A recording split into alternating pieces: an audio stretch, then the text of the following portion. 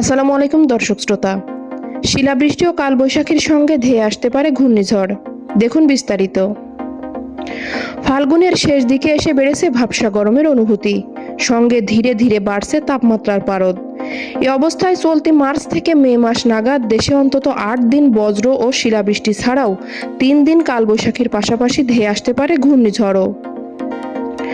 প্রিয় দর্শক, আমার এই ভিডিওটি যদি আপনার ভালো লেগে থাকে তাহলে লাইক, কমেন্ট ও শেয়ার করতে ভুলবেন না।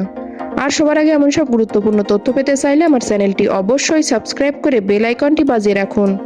ধন্যবাদ। সেই সঙ্গে এই সময়ে দেশে 4 থেকে 7টি তাপপ্রবাহ বয়ে যেতে পারে।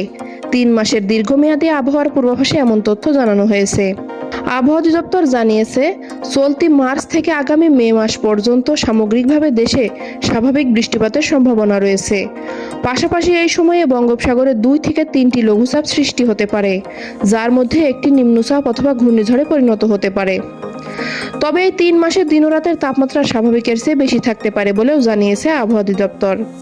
সেই সঙ্গে মার্চ থেকে আগামী মে মাস নাগাদ দেশে 5 থেকে 8 দিন হালকা অথবা মাঝারি ধরনের বজ্র ও শিলাবৃষ্টি সহ 2 থেকে 3 দিন তীব্র কালবৈশাখী ঝড় হওয়ার সম্ভাবনা রয়েছে।